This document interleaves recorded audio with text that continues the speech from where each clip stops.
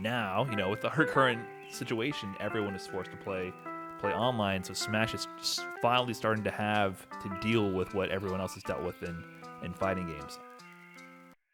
Welcome to an absolutely historical 1v1 episode as your boy Wasabi sits down with our very first Street Fighter V guest, Brian F. Over this episode, we take a look at his origin story, which includes Melee, the development of his stream and YouTube channel, and advice on balancing a full-time job with content creation and developing his gameplay further as one of America's strongest Balrog mains. We really hope you enjoy this episode.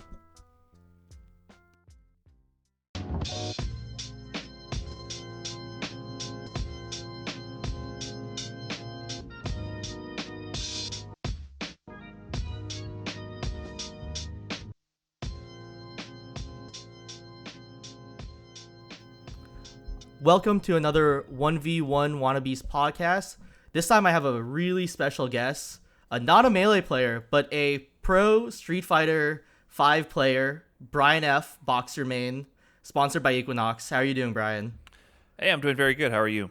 I'm doing well. I'm really excited for this because we've had some content creators like I don't know if you watched any of like Phil Nolan's documentaries and stuff like that, and I know he's in the FGC, but you're our first non-Melee player coming on the podcast. Interesting. Thank you for having me.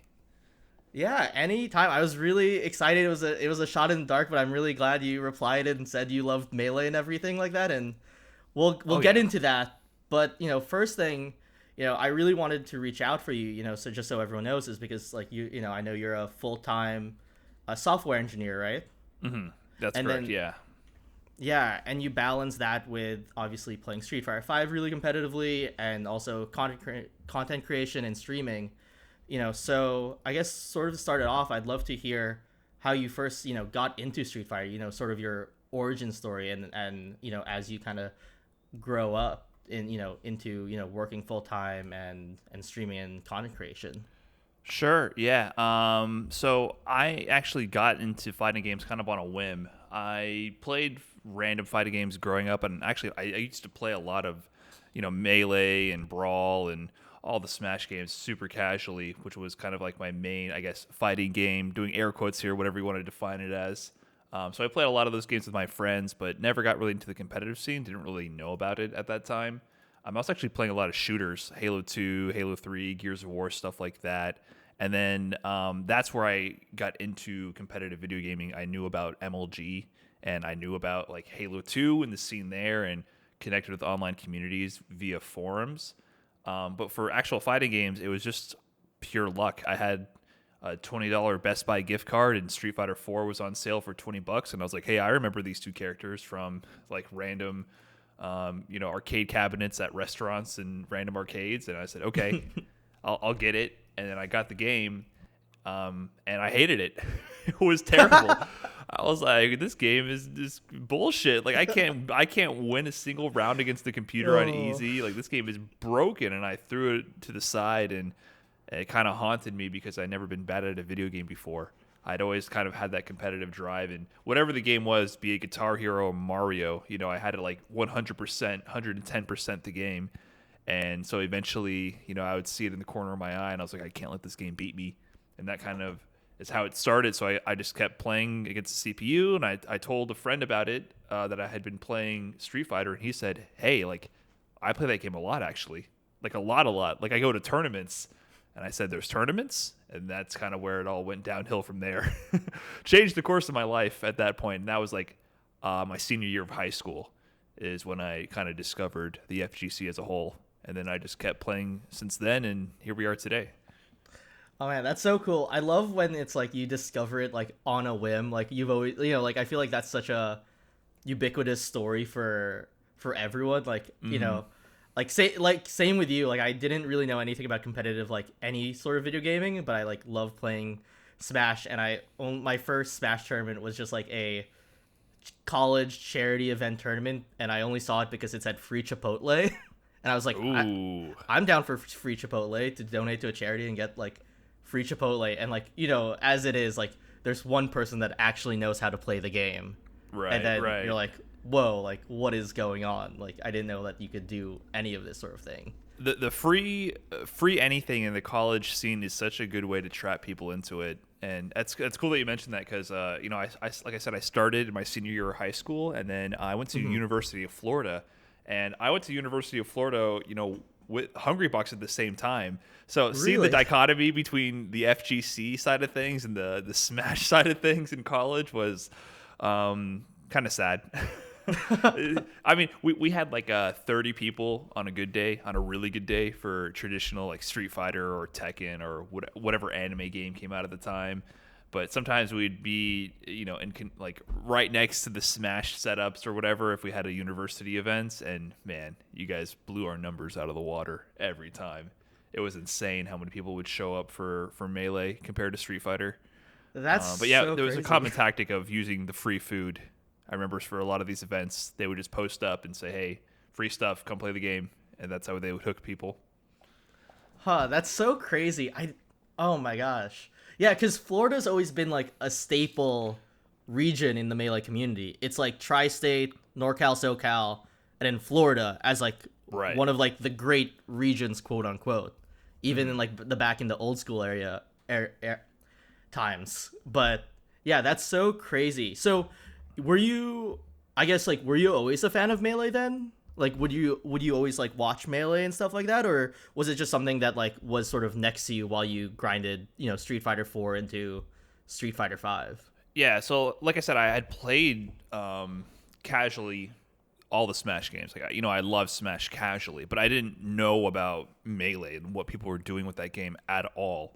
So when I first started to really get into it, I think it was 2013. Like when Evo brought back Melee, really exposed me to the larger Smash community. So I had known a little bit, I think, at that point because I had seen it, going on at the same time at some university events, and I'd seen it at other tournaments I went to. So I went to CEO, and final round was the one of the big street fighting game majors in Atlanta. So those were the ones I went to because I could carpool with like 5 other people and go there for $20. So The classic, a broke the college classic. kid. Right. So that's what I would go to. Those were the only majors I would ever go to at that time because they were in reach for me and in my budget. And I would see Smash events at the same time, but I didn't really watch it on my own. I think until Evo brought Melee back, and then I really started to be like, wow, I did not know that you could do that in this game. And it was funny to me because like I watched Hungry Box's run, and I was like, that's sick, because to me it was the most easily understandable playstyle because it was spacing, it was like reacting to people's approaches and zoning them out. And like I would see Fox and Ice Climbers, and I was like, I have no idea what's happening right now because there's no there's no translation to this in Street Fighter. But Jigglypuff, I was like, yeah, I get it. Yeah. So I loved his play, and I would read the chat, and everyone was hating, and I'm like, I have no idea what's going on right now. Like, this is sick. And it was just so funny to see the difference in how people reacted to that style. So I was a fan of Hungry Box from day one because of that, because it just looked like footsies. Yeah, that's so interesting, and I hear that like a lot of FGC heads really like Puff for the same reason, that it's the most digestible and like relatable to traditional 2D fighters. Yeah, I mean, Fox, you can, like the other spaces and stuff, you can get into it once you watch it a bit more. It's just so fast that it's hard to understand what's happening at first. But yeah, you can immediately recognize that you space a back air, you whiff punch somebody, and then you combo them. Like that just it clicks instantly. So I immediately had an appreciation for that. So yeah, that really like started getting me into watching more Melee at the same time as grinding Street Fighter 4 and eventually 5. Yeah, that's super cool. I mean, so do you still watch, like, well, you said you tuned into Pound yesterday, right? Oh yeah, I tune in whenever there's a big event. Melee has, and Smash Ultimate too. I watch some more Melee than Smash Ultimate, but I'm in tune. I'm a hardcore stream monster. Like if I'm not streaming myself or doing whatever, like I love watching Twitch. I don't watch cable television, or I barely watch other movies or Netflix or anything like that. Like I don't turn those things on my own. Like if my girlfriend wants to watch Netflix or something, that's when I go watch a show, right? But if it's on my own time, I just open up Twitch, I open up YouTube, and I'm usually watching game-related content or just mindlessly browsing YouTube. So I love stream monstering big events, and I love the Smash scene for their tournaments. I think they're hype, and I love the storylines in Melee. So I watch a lot of the events, and yeah, I've been watching Pound online and watching the net play struggles. It's been pretty fun. Yeah, and we'll get to that. And before we continue with your origin story, I just have to ask out of pure curiosity, honestly. Now that you watch more Melee and stuff like that, which I guess characters do you find like cool, or which players do you find cool outside of HBox? And HBox, I mean, like, definitely deserves praise for sure. Right.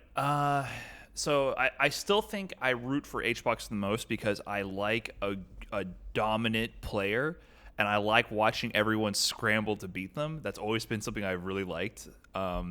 There's a parallel to UMVC 3, Ultimate Marvel vs. Capcom 3, when Chris G was a dominant player with a similar sort of like hated sort of strategy with zoning people out with Morgan and Dr. Right? Doom.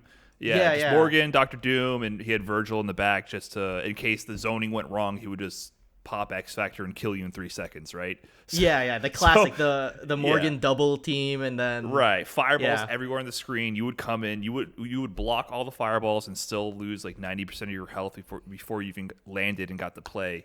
And he went on a run of like winning like at least like 40 tournaments in a row. I don't know, it was some insane number, which I think is like not that crazy for the Smash community, but for traditional fighting games, there's a lot more upsets, and the results are just not as stable. They're fairly stable. Like the group of players who are winning is stable, but usually they trade a lot of wins. Yeah. And in Smash, there's a lot of eras. And so we finally had an era in the FGC, which we hadn't had in a long time. And I would just be like, man, I love when Chris G wins and everyone's pissed and everyone's trying to figure out what the hell to do to beat him. And I would watch Hungrybox win, and I was like, this is great. Everyone's pissed and no one knows how to beat him. So that was always my favorite, was watching everyone versus Hungrybox. Like seeing how Zane started coming up and started winning. He won, like, what did he win? Big Genesis. House? Oh, it was Genesis. That was the one. Yeah, right. yeah. So like watching that was sick. Like I like to watch the metagame evolve around a dominant player. So watching Zane was cool. Watching Wizrobe stepping up with Captain Falcon was sick. So I kind of like those two come to mind, but in general, I just like everybody versus one dominant player.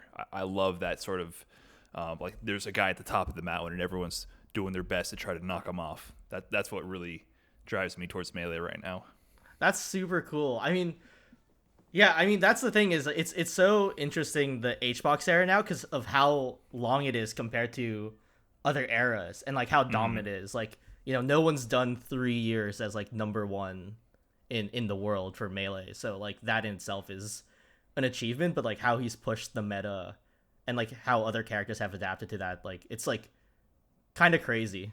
Right. And I love the salt. I mean, Smash gets kind of clowned on for having, I think they have a younger audience, so sometimes the takes get they're a little more reactionary and emotionally driven, because I think people are just crabs younger. get thrown and stuff like that. Yeah. So just seeing browsing Twitter whenever HBox wins something big, or like when he won Evo, like it's just so great to see. Mm-hmm. It's so great to see. I know people are just young, and so they're speaking before they think, but the amount of cognitive dissonance that people go through to say someone's bad while they're the best player in the world, it just, oh man, it hit the spot. It fills me with glee to see people just be so dumb, like so irrational and so emotionally charged that they just can't think anymore because someone is good.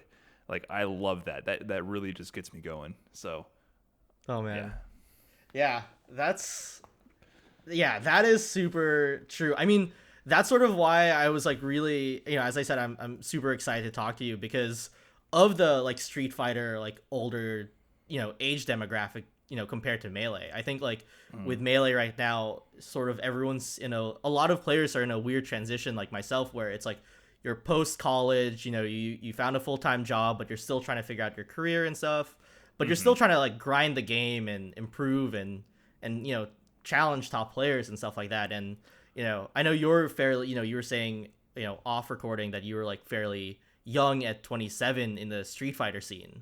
Right, relatively. Yes. Relative, yes. Right. But I think, Melee players in general, like Ultimates, they're still, in middle school and in high school and stuff like that. But, there's a lot to learn from the transition of like the 20s for melee players, and a lot of melee players are sort of like in that transition or just coming out of college. So what was Right. that like for you know you in sort of the Street Fighter community, where like that is, I guess, a little bit more accepted, and there's more resources, or you could look to more people on like how they handled it. Well, I would say that I don't know if there was more people. I'm not sure how many other people did the same thing I did in the FGC. I feel like either you kind of fell off or you were already like an actual pro. So here's a little caveat. You mentioned I was a pro earlier. I kind of reserved that term. I would say I'm not a pro. So to me, a pro is someone who does this for a living. Like I see that term thrown around a lot, and especially a lot in the Smash community. I'll click people's profiles and they're a pro, right? But they're Okay, like yeah, that's 16 fair. years old, and I mean they live at home, right? You're not a pro. You're just good. Okay, so maybe I'm okay at the game. I'm not a pro because this is not my primary source of income, right? This is my monetized hobby. It's more the appropriate term that I would use, right? So to me, it seemed like either you were a pro, like you're one of the 0.001% who made a living with this as your primary source of income, tournament winnings and sponsors and whatever other ways you found to milk this cow, and or you just did this as a hobby and you stagnated, or you just moved on with real life. So for me, I I was in the Street Fighter 4 era. This is like 2011 through 2015, and that's when I was in university. I was just grinding as much as I could between classes, and I wasn't the best student. I'll go on record saying I was okay. I graduated, got my degree, got employed, but it was never like I was never 110% focused on school like that. So uh, I knew I wasn't going to stick around for grad school or anything like that. I'm just not a good student. I'm more wanting to start applying what I learned at that point, and I would travel as much as I could, play offline as much as I could. I was lucky enough to have like a mentor, like some guy who was better than me at the game and willing to play a lot with me. That was JC. He was like my father for Street Fighter 4. I thought I was hot shit until he showed up to the university meetup and destroyed me, and I had to pick up the pieces and rebuild from that groundbreaking moment where I realized like I knew nothing. I thought I knew so much, and I realized I knew nothing because someone really shattered my fundamental understanding of the game. So I play with him a lot, go to every local, and we had CEO. There was also the Orlando, Tampa, and Jacksonville scenes, and we had a lot of different scenes around Central Florida, which were all very strong. And it was all about offline meetups. So I'd go to as many as I could, just constantly grinding. Every week and go to a random tournament. I had a 92 GMC Sierra, this old truck that would break down every 30 miles, and I would get five miles per gallon, something ridiculous, and I would collect gas money from everyone, and we'd go to every tournament, and that was kind of like the lifestyle I lived.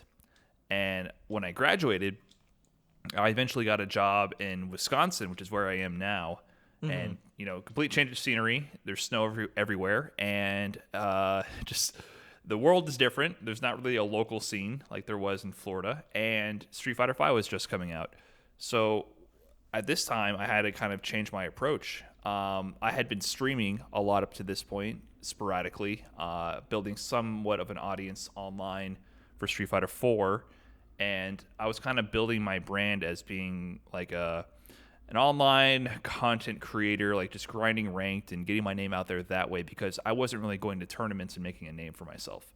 I might beat a good player here and there at a local, like I beat Knuckle one time at a local. I beat K-Brad at CEO off stream. I beat a few named players here and there, but no one knew. Like it wasn't something that was broadcasted. So I would get like top 32 at a major, but no one knew. But online it was like, okay, like there's this guy who's always streaming ranked. Like you can always see me at this time. You can always see he's high ranked and whatever online. So that's how I built up my brand. Then Street Fighter 5 came out. Now I'm working a steady 9 to 5. I realized I was like, okay, let's just get structured. Let's 9 to 5. After 5, it's my time. Like this is I don't have homework anymore. I don't have to study for anything. And luckily my job didn't have like a lot of homework for me. I had a decent work-life balance. Yeah, you And could clock out and like not have to worry about it. right, I wouldn't think about it. My brain would shift back to fighting game mode, which I was very fortunate to have. And I would just grind like every day. I had a schedule. Like every weekday, I would stream from like 6 to 6:30 to 10 p.m. every day, grinding Street Fighter 5, learning the new game, and I just kept doing it, kept doing it, kept doing it. Slowly built more of an audience, and got my name out there, and eventually got partnered with Twitch. Started getting some kind of revenue from this, and eventually I was able to use that money to reinvest into traveling. So I was able to be supported by my stream to go to like one tournament a month was basically the money I was making. And that's what I did for like the entire first year of Street Fighter 5 was just grind. And then at the end of 2016, which is the first year of Street Fighter 5, I went to like one or two tournaments and did okay. I got like ninth at a regional, not really like a major. Like we have Capcom Pro Tour, which is our our central league or whatever. This was a non-CPT event. The season it was off season. Okay, so it wasn't right? a CPT, yeah. Right. So I got ninth, and I was like, okay, that's pretty good. Like it wasn't a CPT event. There's no like Japanese players here, like no Korean, like no one international was there, which is like the big competition for Street Fighter. But I was like, okay, I took some names. I got on stream a little bit, won a few matches. I was like, all right, not too bad. And that was kind of like my first year. So I kind of built up this system where it was like, okay, I would grind on Twitch. People would want to support me because I was constantly putting out content. I was also doing YouTube tutorials at the time, kind of documenting my process for learning the game, because this first year was just like figuring out the mechanics of the game. Lots of tutorials, frame data, how to melee someone, how to do this combo, just real like black and white technical information about the game. And it was to help me learn, to document it, and to help other people learn, and kind of getting my brand out there that way. And that whole first year went by, and I established an audience. And then year 2 hit, and this is when my character Balrog was released at the end, like almost 3/4 of the way through season 1. Now season 2 starts. They buff my character to high hell. Yes, like, the legend of season 2 Balrog. I remember that. Yeah, those times. Over the top buffs, and I was like, oh, okay. My character has never been this good ever in the history of me playing Street Fighter. And I was like, okay. I did the same thing. I was like, all right, with the stream money, I went to final round. And I went to final round, and I got on stream, and it was versus Momochi, who, if the Melee audience doesn't know, is the Capcom Cup 2015, or the EVO 2015 champion, and the Capcom Cup 2014 champion. So he won Capcom Cup, which is like the finale at the end of the season, and EVO, which you know EVO. So he won those back to back. He was dominating in Street Fighter 4. Had a pretty good season 1 in Street Fighter 5. And it's just an overall fighting game legend, right? Yeah, and yeah. I Absolute got on stream. legend. I got on stream versus him, and I got him down to final round. Like, I won the first game free. I won the next round free, the second game, and I got him down to a pixel, about to beat him 2-0. And I was like, oh, I'm doing this. Like, I'm making this happen. And I got him down to like a pixel of health. And then, of course, he pulls a miracle, pulls it out of his ass, and makes the comeback. And I was like, all right, whatever. We got another round. I get him down to a pixel again, and I can just feel my vision blurring. Like, I can feel the tunnel vision setting in. Like, I'm about to beat Momochi. And, of course, he pulls another miracle and wins the game. And the final game happens, and the same thing happens. Get him down, and he pulls a miracle and wins. And I end up losing the set. But it was so perfect because it was so close to me winning. And, Balrog's like becoming the villain at this time. Like, you're kind of a bad person if you play this character because he was perceived as being very dumb and easy and broken. So there's always has to be one for every season, right? Like Abigail, right. Karen, Of course. So Balrog was that target at season 2, especially at that time. And so it was perfect because I didn't win, but I got close to winning, very close to winning. So, like, I garnered sympathy rather than pure hatred. If I had just beaten him 2-0, people would have been like, this game is dumb, Balrog is broken, this scrub beat Momochi, who is he? But I got so close to winning that it was like the perfect recipe. Like, my Twitter blew up overnight. That YouTube video has like way more views than any other match I've ever played, like 100,000 or something, or more than that.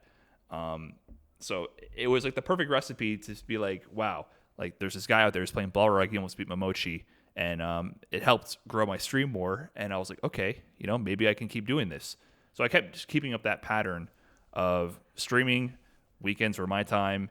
I would go to a tournament, fly out Friday night after work, come back Monday morning, early in the morning, maybe take one day off, maybe work remote that one day, or just go to the office. If it was an East Coast tournament, I would come back at 6 in the morning and just go to the office right after. So it was a kind of a rinse and repeat sort of cycle for a couple of years like that. Mm-hmm. Yeah, and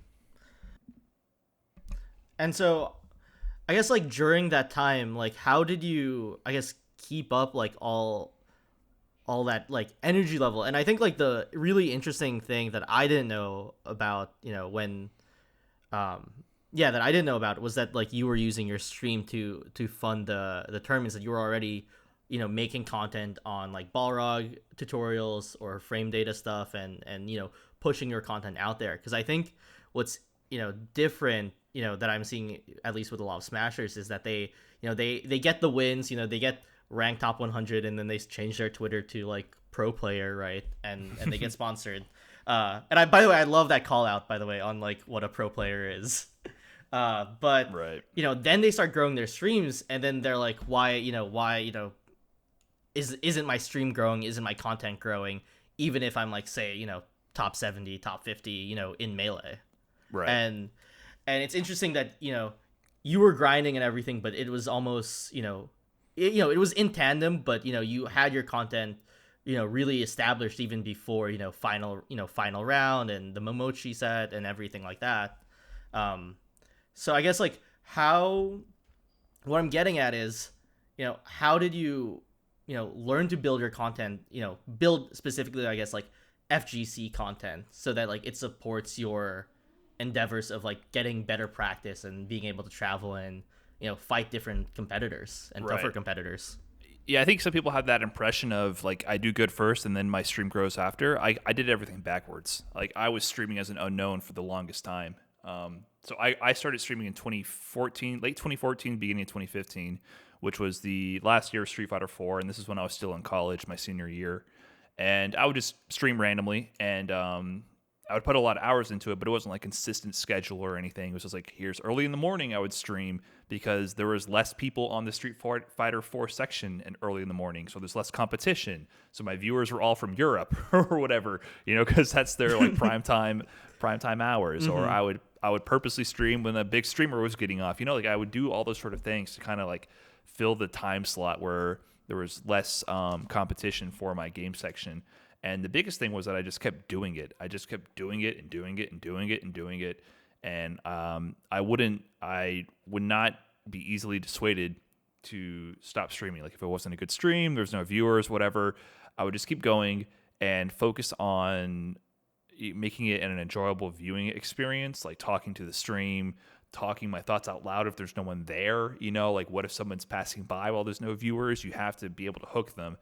Mm-hmm. I think a lot of people just play without trying to interject their own personality into it, and that's probably not going to get you anywhere. Because the way it works is like, okay, you can't compare your stream to somebody else's who's already established, because it just doesn't work, right? If I turn on Twitch and watch Daigo stream, he might not say anything for 10 minutes, but he has 3,000 people watching, and he's playing a new character, and he's not playing it at the best level, but it's Daigo, so he has a history of being Daigo, and he's established goodwill with the community, so people trust that he's learning something. You know what I mean? Like, they know that it's Daigo. He's got to learn something and eventually produce results, even if they're watching that grind process from the beginning stages, right? Mm-hmm. So if someone sees you doing that, and you're not winning every match, they're going to immediately write you off. You're going to do some risky move. They're going to say, that guy's a scrub. Like, why would he do that? They're not going to give you any benefit of the doubt for anything you do.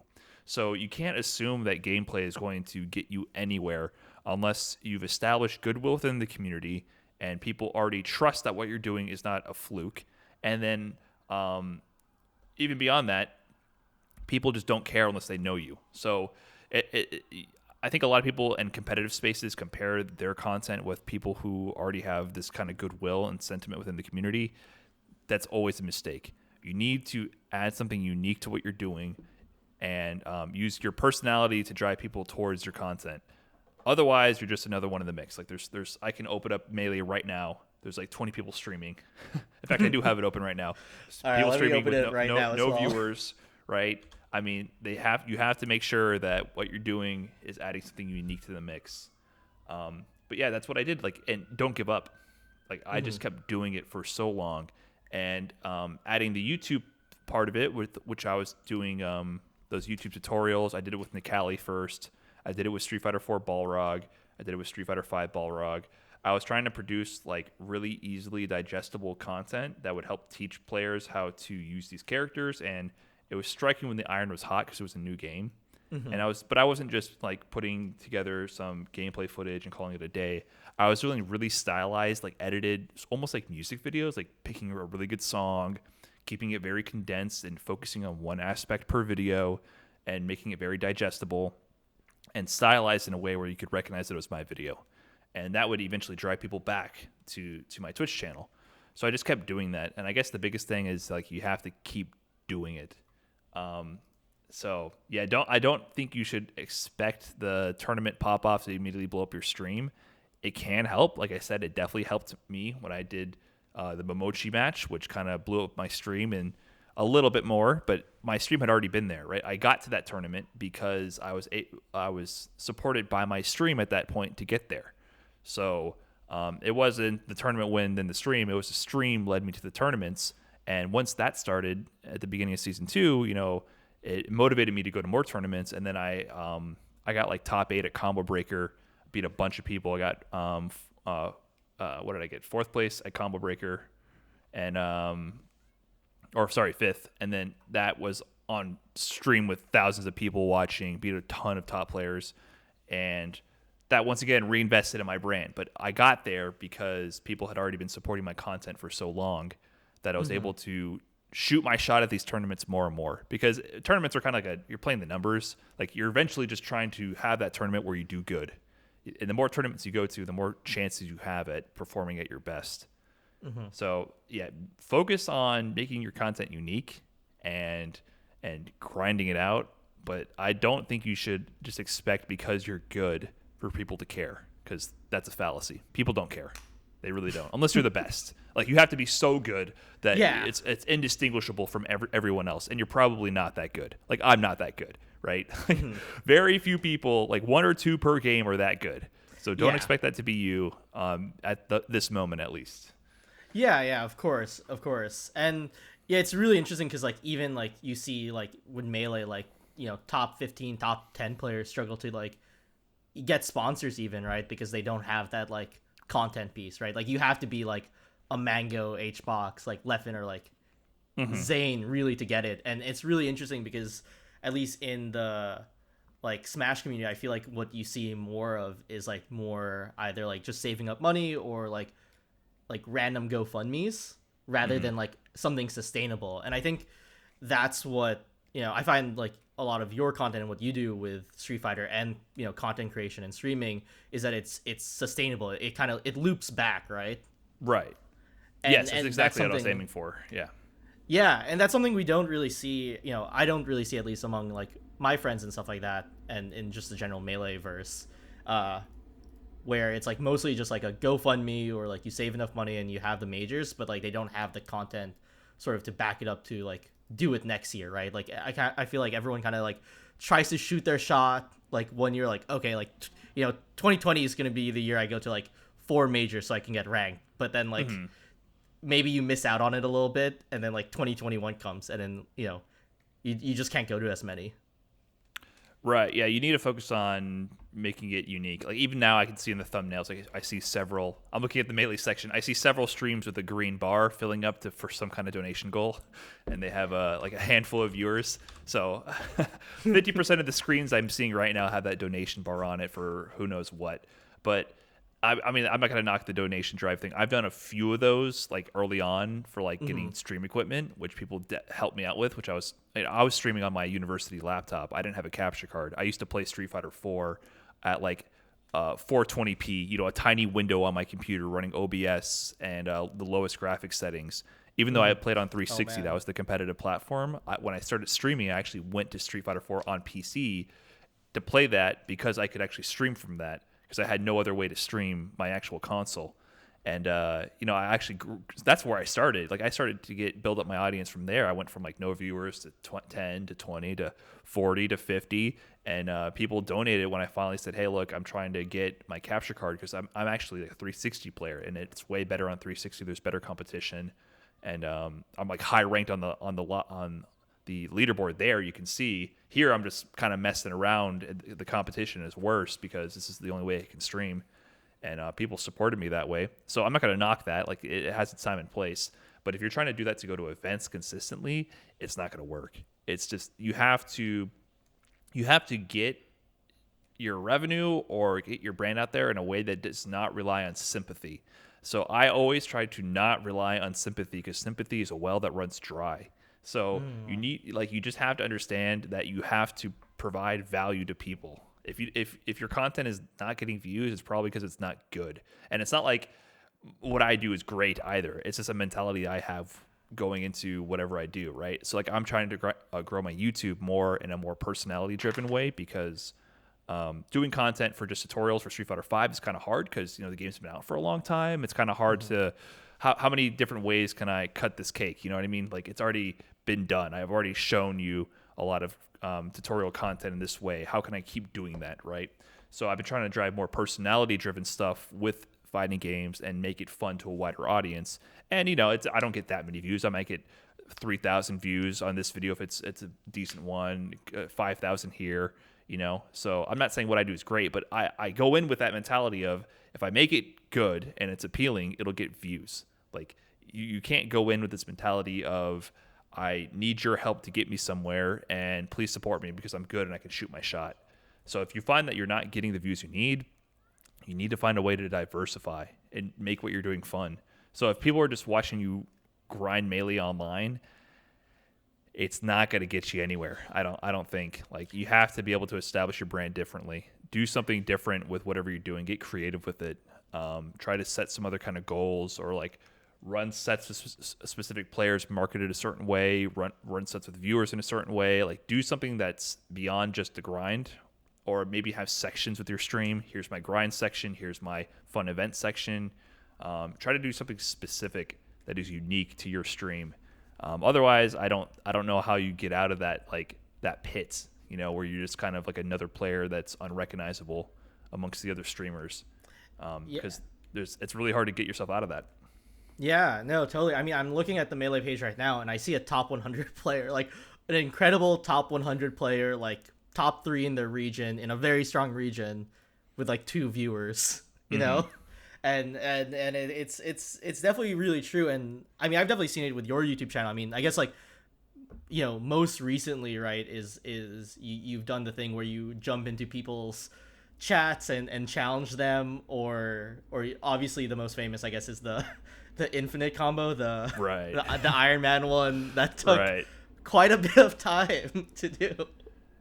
Yes, it did. I think it was worth it in the end. No, the video was really amazing. It was really good. I watched it even before, and then like I saw like other people do it, like Sajam and Maximilian do the Iron Man Infinite speedrun. Yeah, it became kind of like a thing to do, a challenge to try out. But that's basically the idea. Right? Like I went into that. I didn't think it was going to take 5 hours. And let me add my my caveat here. That was because of the emulator. I have to defend myself now because everyone else did it in like 30 minutes. I had a laggy emulator. Yeah, let's get the scoop. I've been going on my campaign to defend myself. I had a really laggy emulator, and I didn't realize I was using the wrong one. So everyone else did it on the emulator that I gave to them after. I said, hey, don't do it on this one. Do it on this one instead because the input delay is way less. And it makes it way easier. So, but now everyone just remembers me as taking 5 hours when Sajam did it in like 45 minutes. And anyways, it made a good video, right? My pain and suffering. The video was great. Made a very entertaining video. But that's like the kind of content I've been trying to focus on is like how can I just do a thing that is immediately attachable to the viewer, like something that you can easily like recognize as this is going to be an entertaining subject for me, even if I don't know the game that well, right? So like that Iron Man Infinite. Yeah, it's a speed running thing. It's a challenge. So people like challenges. You can see that it took me an absurdly long time. And by the thumbnail and everything, you can see that I'm suffering through it. So it's the journey of me suffering through something to eventually achieve a goal, right? Like that's a universally appealing sort of structure. And, and anyone can digest that. Not it's an old game, MVC2. You don't have to play MVC2 or even know much about it to be able to appreciate that video. And so that's the sort of thing I've been trying to go for on YouTube, especially, is to do that. So what I do with my streams more often now is there'll be the segment where I'm just grinding ranked or grinding with players, but then I'll try to mix in like a segment like that where I'm doing some other kind of special event. Like I did challenging random streamers, right? Like I would say, let's challenge random streamers to like a match. If they can beat me, I'll give them some subs, right? So redistributing the wealth a little bit, like going to smaller streamers, giving them some exposure, having a fun challenge, low stakes, and if they win, they get something, right? It's just fun. So it's things like that to try to just get more interesting ideas involved with my content. And that can be hard to do, like stuff like that when you're a smaller streamer, but I guess you have to get creative with how you do it. So either you have, because you can't rely on having the best personality, so you also have to recognize your strengths. So like people like Sajam, if the Melee community is not familiar with, he's a Street Fighter or a fighting game commentator, and he's just really good at talking. That is his specialty, and he works at it. Like it's not something that he just has naturally. There's a bit of natural talent there, but it's something he works at. And so what he does is he just talks about fighting game topics and gives his opinion on them and discusses them. Does like a talk show on Twitch, and he gets thousands of viewers now, right? But that's his talent. That's his lane. Like you might not have that ability to communicate that well, or you might not be that entertaining. You have to recognize your strengths. You can work on being more entertaining. You can work on being better at communicating, which you probably should if you're going to be a streamer at all. But recognize your talent. You're not Mango. You're not Leffen. You're not the top 5 players in the world. You're not the most entertaining. You're not like a Bobby Scar or whatever. Like you're not any of those. So figure out what you are and try to make it unique from other people if you want to get out of that pit. Because if you just do gameplay, or you try to rely solely on being entertaining, there's too much competition with people who are better at you than that. It's just how it is. So you got to find what makes you unique. Yeah, I mean, it's almost like... Sorry, I just had to cough. It's almost like, just like playing the game, right? You can't, like... You can learn from other players and stuff like that, but, like, there are going to be things that, like, like, say, Smug, another Balrog player, does that are better, than you do, but, like, you might do other things with a character that's better, right? Like, you can't just, like, you can't, like... No copy is ever going to be better than the original, really. Right, yeah, and I get that comparison a lot too, because Smug is super entertaining and very, very good Balrog player. So I get people who always try to draw comparisons from me to him. But if you watch our streams, it's nothing alike. Like I'm like my humor is very dry and sarcastic. Like if you watch my stream a lot, it's very subtle. Like I'm usually subtly roasting my opponent, or like it's very self-deprecating humor. Or depreciating humor, and Smug is very he's like a television program when you watch him. It's something you can put on TV. He has catchphrases. He has his recurring themes and jokes that he does. So it's a whole different type of entertainment, and I don't expect to have that crossover with him just because we play the same character. So I don't try to compete in that lane. Like he has that lane mastered. So that's not what I go for, even in my own personality and expression. So if you try to emulate that, you're going to get nowhere. You're just going to be a copycat. So you have to really focus on what makes you unique. And so even though we both play the same characters and we stream the same game, we're not the same stream. And that's good. That's a good thing. So you really have to focus on that aspect. But I guess one thing I want to bring up too is I guess I was downplaying gameplay a lot.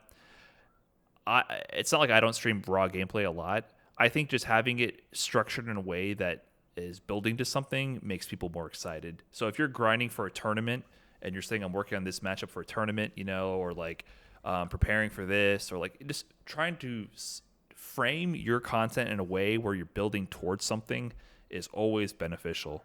So just try to think of ways you can frame what you're doing in a way where you're leading towards a goal, not just an endless grind. It can always help.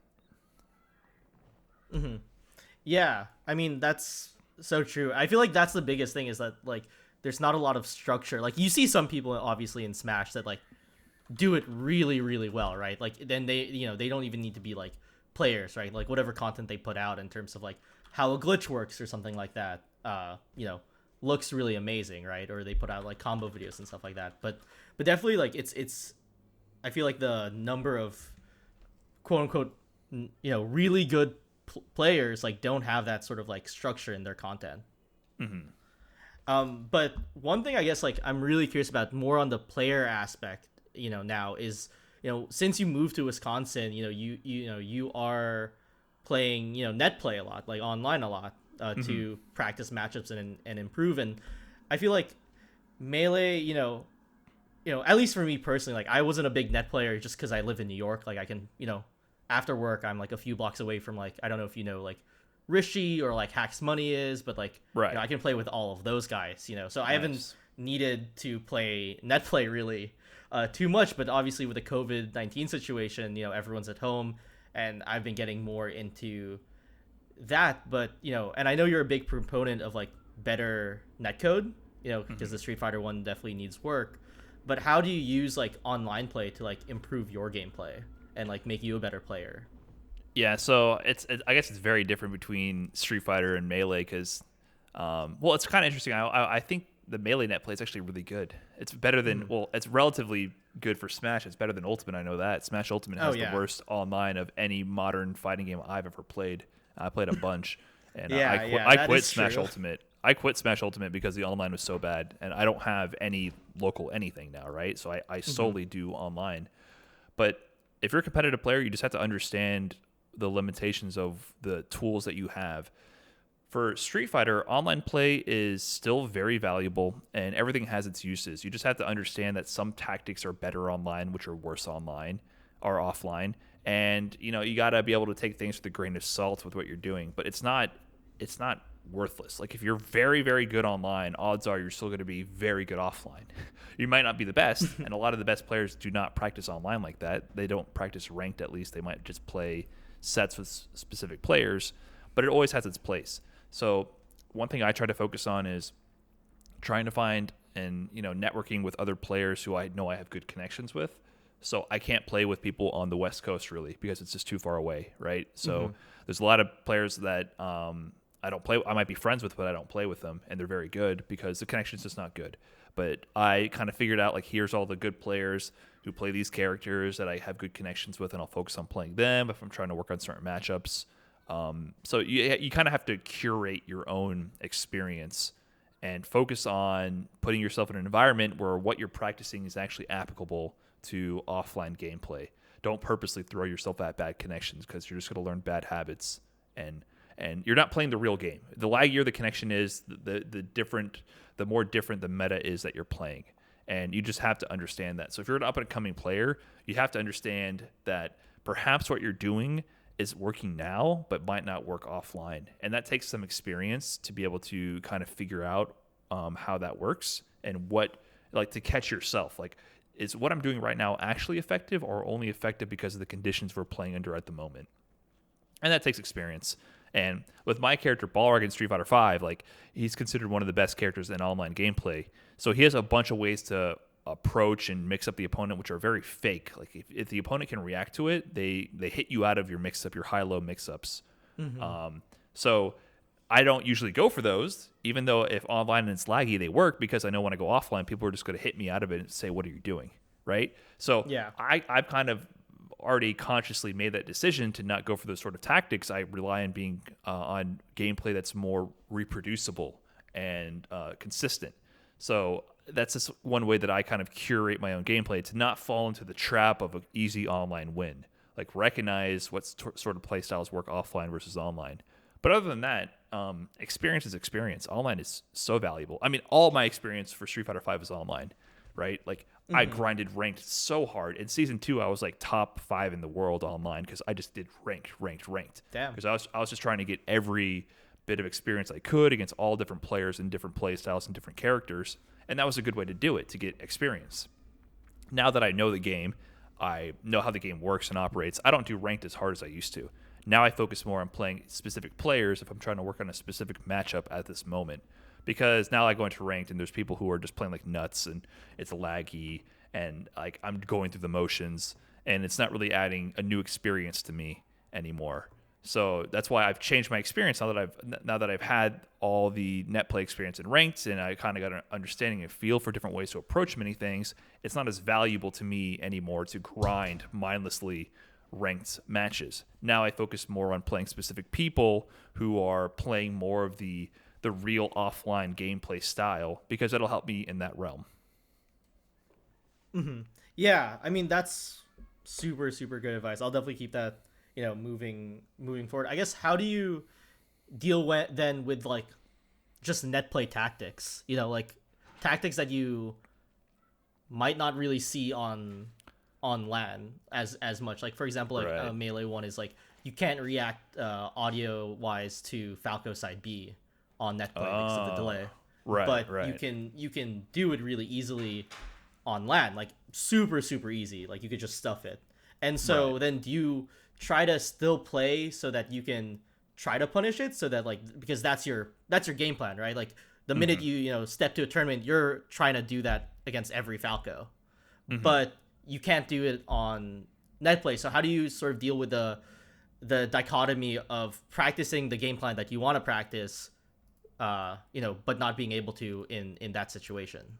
Yeah, that's tough. You have to be able to draw the line somewhere. I usually focus on playing like I would offline, but um, I guess Street Fighter Five is doesn't really have that issue with audio cues necessarily. Mm-hmm. And I would say that Street Fighter Five online is just inconsistent. So Street Fighter Five in its best case scenario is almost like offline. Like I cannot tell the difference. So Mm-hmm.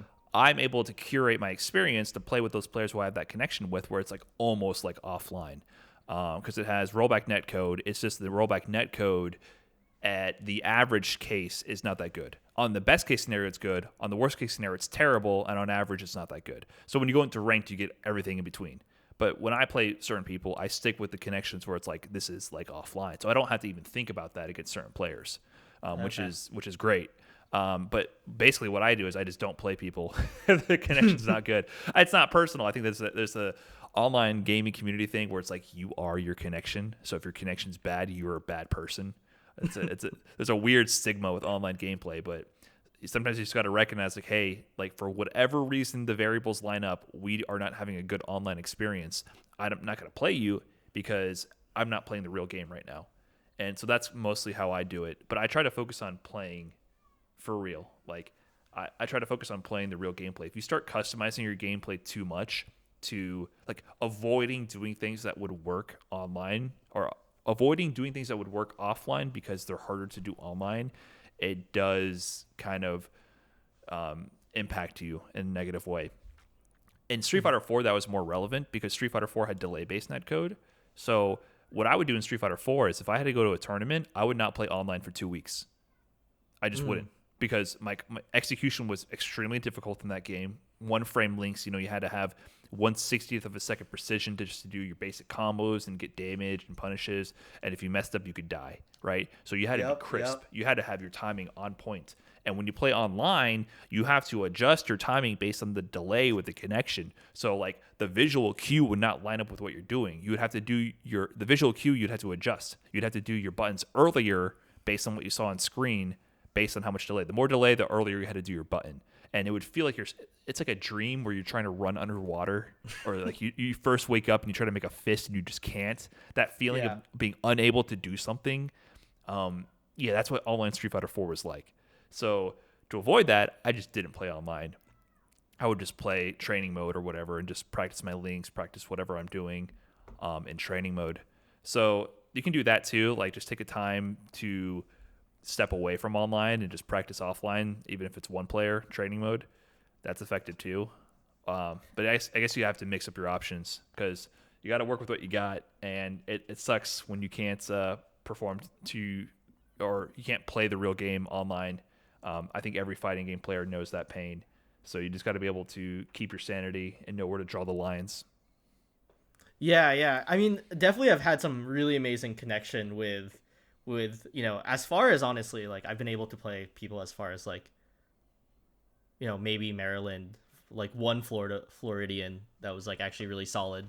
And also depends on like the speed of the matchup. Like it doesn't matter if I'm playing, Fox Puff versus like Fox Fox, right? Right. But yeah, definitely it's just something different since I just never had to do it in New York. But it, I think I guess, and it's definitely a little bit of an apple orange sort of situation because obviously Street Fighter is a very different game than Melee inherently, and so, but I just see net play more. While it's like really big for sure for Melee, it's like way more accepted, I guess, in Street Fighter where you have like online tournaments and everything, and only like that's relatively new. I feel like to the Smash scene in particular is this idea of net play tournaments and having to adjust depending on like who you're matched with in bracket and everything. Yeah, it's kind of interesting how I feel like Smash is light years ahead of the traditional FGC in a lot of ways, but in terms of online play, they've had it. They've been able to avoid this difficult conversation because of the wide availability of places to play offline and the huge amount of audience that there is everywhere. I mean, every local that I've been to all over the country, like just traveling around, the Smash numbers blow the fighting game numbers out of the water, right? Because in Miami we have Versus Gaming Center, which apparently in Smash is kind of big. Like I've seen streams of it having tons of people there, and I would go there.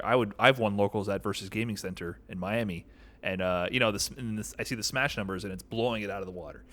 University of Florida, of course, with HBox, they're blowing everything out of the water.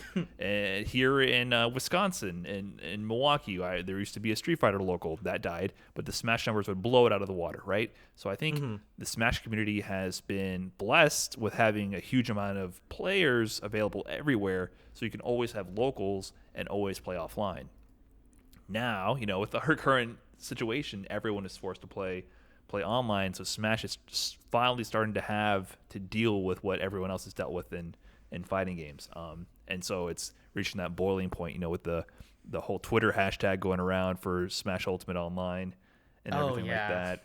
So yeah, it's interesting to see that it's finally coming to a head right now in the Smash community, just how bad online play is and having to deal with it. Because fighting games have done online tournaments for a while now. I mean, I won in 2017 a CPT online event for 200 points, which is to qualify for Capcom Cup. It's a point-based system.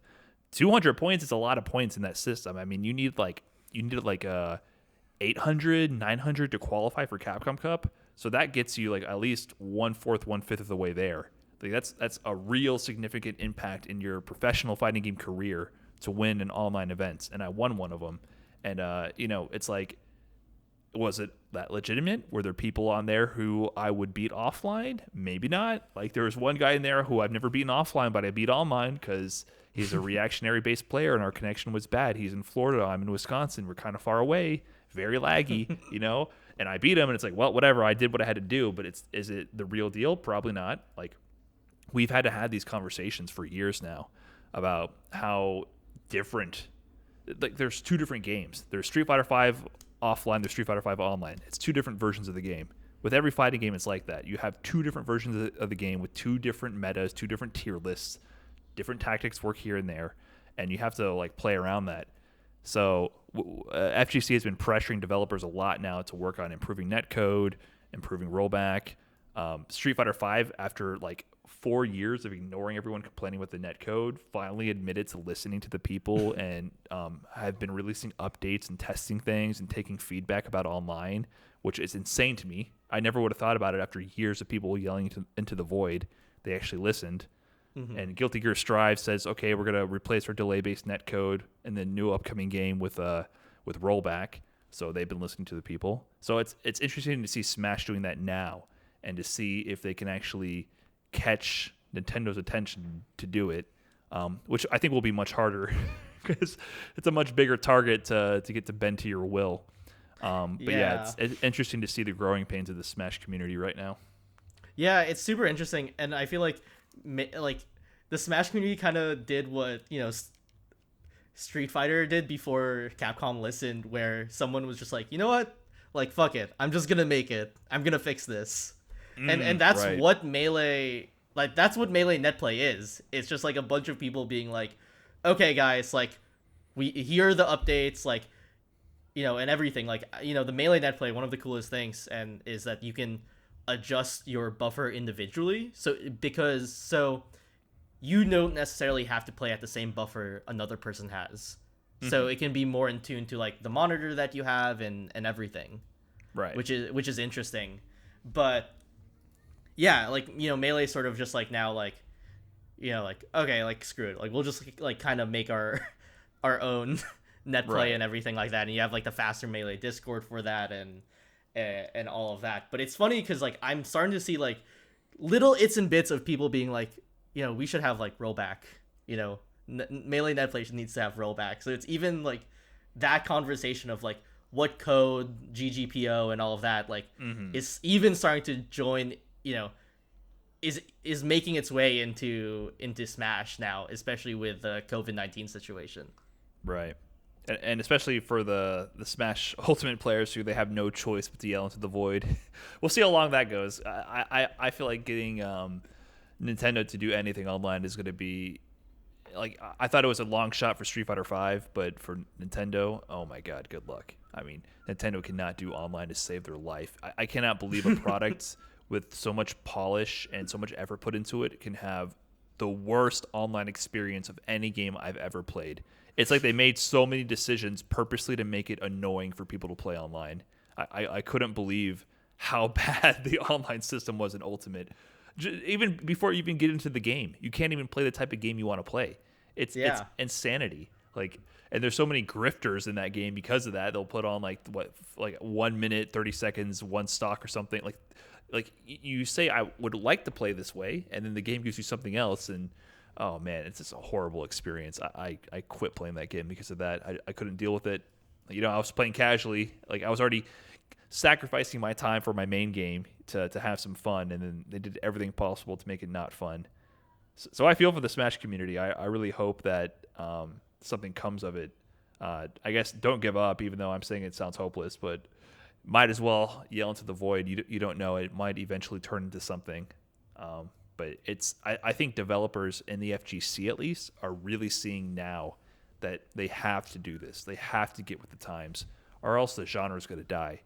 For Smash, I'm a little bit worried because it sells so well and it does so well that I don't think they really care. So we'll see how that goes. But for the competitive scene, I really hope it does pick up. Yeah, yeah. I mean, I definitely hope so. I don't know what to think about Ultimate. I think Melee is gonna be fine. Everyone's just putting their CRTs in the basement for right now, and probably most are probably just like solo practicing if they don't want to do net play or anything like that. But When people do net play for Melee, they play on Dolphin or something. It's like a modded Wii, right? So I actually haven't looked into how they do Melee net play. yeah, Is it so emulated on PC or is it through their Wii? no, so it's emulated on PC. So Oh, Dolphin is okay. is just the generic GameCube emulator. So if you want to emulate double, Mario Kart or whatever, you still use Dolphin. Right. And then there are different versions. So there are versions that have you ever like so there are different versions. Like there's 5.9, which is like for a specific like faster melee Discord, and then Hmm. there's also like Slippy if you want to do like the ladder and stuff like that. And then like Okay. even with like Slippy, what's interesting is like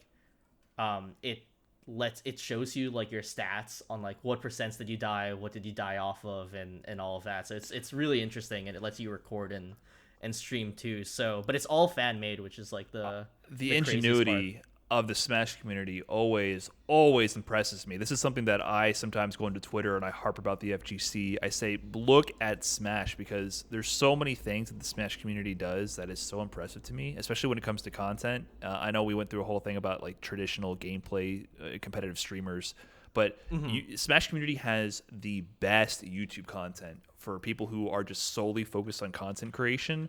I watch tons and tons of Melee videos, like Awesome Sauce, I think his name is, like kicks ass with YouTube content. There's so many cool things about Melee to just like break down into little bite-sized videos, and the editing and the presentation of everything is so good. So Smash YouTube is so good, and just the emulation and everything, like the amount of effort and passion that goes into the community is always super impressive to me. So I always tell FGC, I was like, we're bums. Like look at Smash. Like what are we doing? Like make something valuable. Like get off ranked for a little bit and do something else. People try to act like they want to watch like your low level gameplay and ranked. It's like maybe you being bad at the game is not what makes your content bad. Maybe your content's just bad, you know?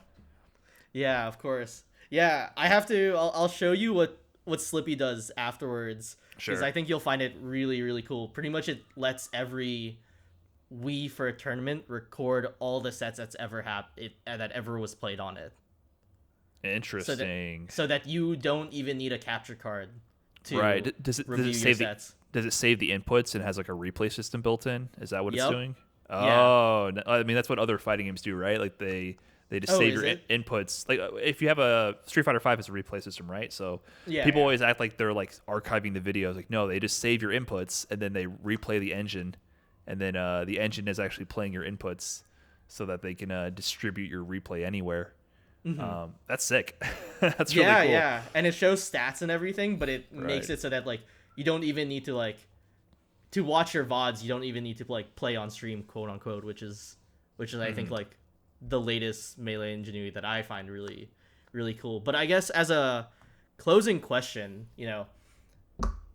if you sort of had to do it all over again, right? Not just like improve in Street Fighter, build content, where would you start and go from there, if that makes sense? Like, if you could go back to your past self and be like, Brian, like, you got to do this. What would you tell yourself? Well, I think I've thought about this before. I don't know if there's much I would do different because I feel like I was good at always trying to learn. And I think that's the number one thing is just always trying to learn. Like I've learned so many new skills going down this road beyond just gameplay and getting good. Like I've learned how to edit videos. I've learned how to I've just started learning Photoshop. I was using GIMP for the longest time to do like thumbnails and stuff. And now I'm learning Photoshop. It's just like I've learned a lot of stuff. Generic software skills and other things that I don't know if there's too much I would do different. Like I think I took a natural progression of just learning how to improve. I mean, if I wanted to grow faster, obviously there's things I would do different, but I guess I'm not that concerned about that. Like to me, I'm happy with the pacing I went at, and that I always made an effort to try to learn something new. If I wanted to grow faster, I would say like, hey, focus on doing more event-based content and work on YouTube and Twitch in parallel sooner rather than just focusing on Twitch, and try to mix it up on Twitch a bit more. I guess I would do that earlier. But other than that, there's not too much I would do different. I'm happy with the journey I've done and being able to just be a part of the FGC and to leave my stamp on it, because that was what it was before. It's hard to remember sometimes, but when I think back about it, it's like at that time I was hungry for recognition, hungry to get my name out there, hungry to prove that I'm a good player and I put the work in and I can make something happen. It's like everyone has that. I just haven't had my shot to get to a tournament to show on stream how good I am, to show that I can make this upset or beat X player. And I think I can say at this point I did that. I left my mark. Like I'm a little tiny dent on the history of the FGC, which means a lot to me. And to be able to accomplish that is kind of like a dream come true. So I don't really have any regrets. I did what I had to do. I grinded, and there's still more for me to do, but I've learned so much along the way that I wouldn't really have it any other way. Man, that's awesome. And yeah, I'm definitely really excited to see, what holds, what more what new content you'll do, and to see you like playing tournaments or in Street Fighter League again, if that's ever coming back. But Yeah, we'll see about that.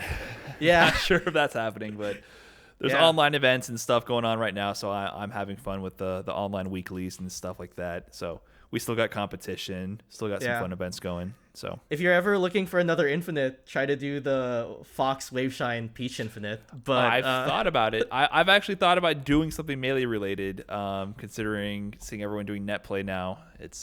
There might be something on the horizon. Who knows?